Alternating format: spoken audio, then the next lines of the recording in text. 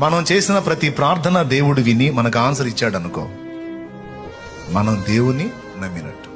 మన నమ్మకం, మన విశ్వాసం కార్యసిద్ధి కలిగించి మనకు అడిగిన వాటన్నిటికీ జవాబులు వచ్చినాయి. మనం అడిగిన వాటికి జవాబులు రాకపోగా దెబ్బ మీద దెబ్బ తగులుతున్నట్టు, ఏబు ఇంట్లో కలిగినట్టు వరుస శ్రమలు కలిగినాయి అనుకో,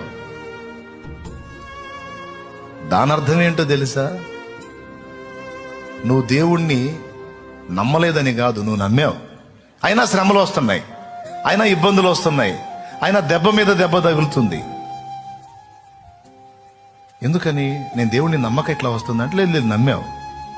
నువ్వు దేవుణ్ణి నమ్మటం సంగతి అటుంచి, ఇన్ని పరిశోధనలు నీకు వస్తున్నాయి అంటే నిన్ను దేవుడు నమ్మాడు.